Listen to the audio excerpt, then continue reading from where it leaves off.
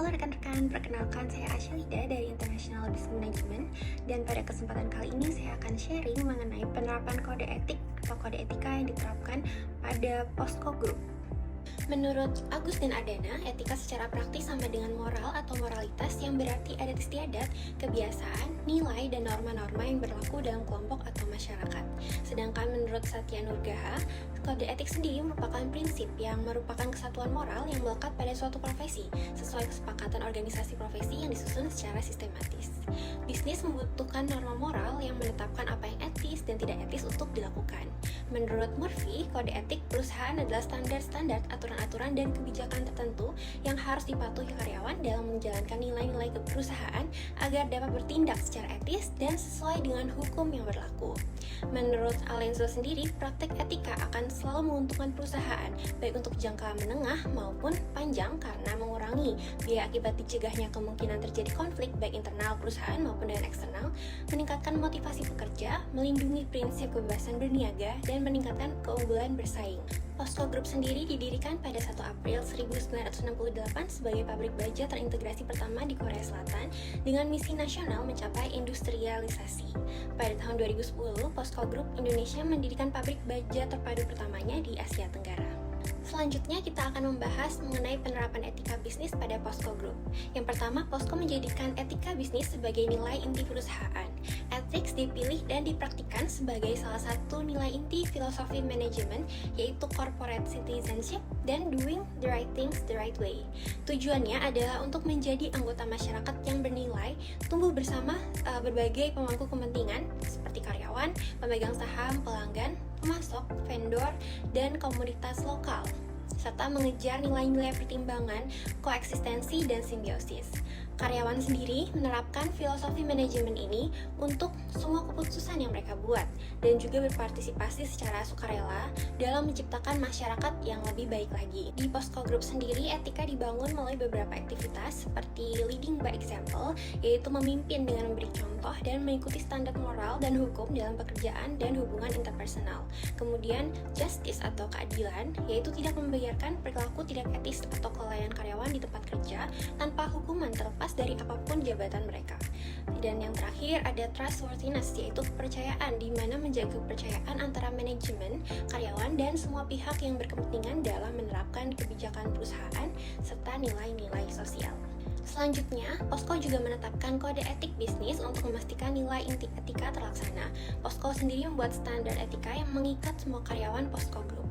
Adapun prinsip-prinsip etika bisnis dari Posko Group adalah yang pertama, ada tugas kepatuhan dengan kode etik, yaitu mematuhi aturan dan peraturan di semua wilayah operasi bisnis, kemudian mempertahankan martabat sebagai karyawan Posko dan melakukan upaya untuk mempertahankan reputasi perusahaan. Selanjutnya, menjaga integritas, keadilan, dan kepercayaan di seluruh pekerjaan dan hubungan bisnis. Selanjutnya, tidak boleh terlibat dalam aktivitas di mana ada konflik kepentingan antara perusahaan dan individu. Kemudian yang kelima, tidak boleh mendiskriminasi karyawan ataupun pemangku kepentingan lainnya. Selanjutnya, melakukan upaya untuk menciptakan tempat kerja yang aman dan melindungi lingkungan. Dan yang terakhir, membangun budaya etis dengan mengambil tanggung jawab dan mempraktikkan perilaku-perilaku etis.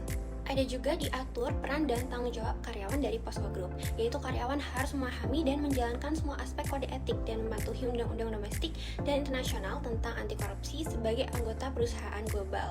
Karyawan harus memahami dan mematuhi kode etik, yaitu memahami dan dengan setia mematuhi semua aspek kode etik, dan mengenai situasi di mana terdapat konflik mengenai kode etik, keputusan harus diambil setelah berkonsultasi dengan kepala departemen atau kantor manajemen etika.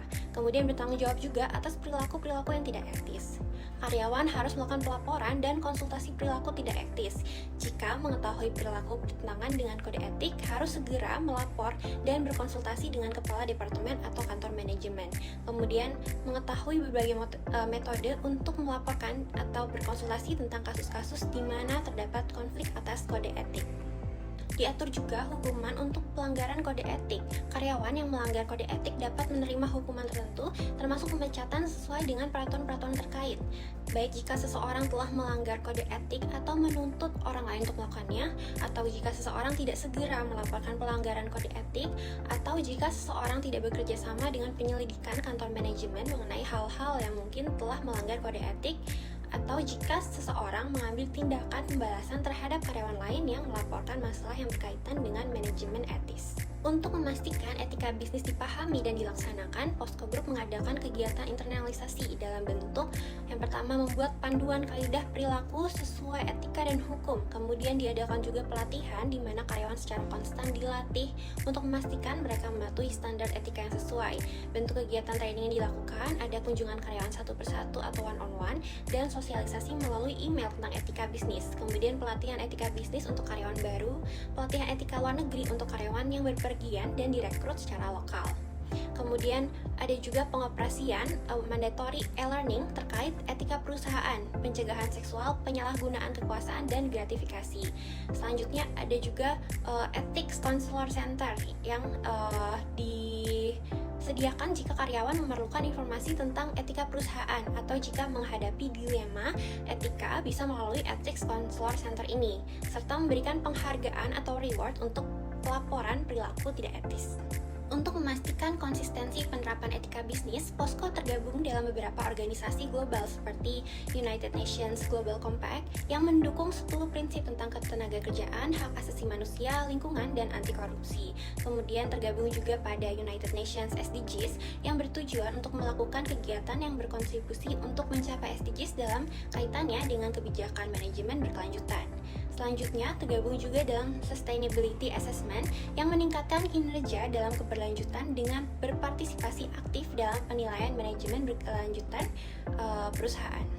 Ternyata penerapan etika bisnis pada Posko Group memberikan berbagai manfaat yang membuat Posko menjadi perusahaan yang kompetitif, dibuktikan dengan banyak penghargaan yang diperoleh seperti Most Respected Company in Korea, peringkat nomor 1 perusahaan yang paling dikagumi di sektor industri baja selama 12 tahun berturut-turut. Selanjutnya peringkat nomor 1 juga dalam kategori perusahaan baja paling kompetitif di dunia versi WSD Steel Analysis Company.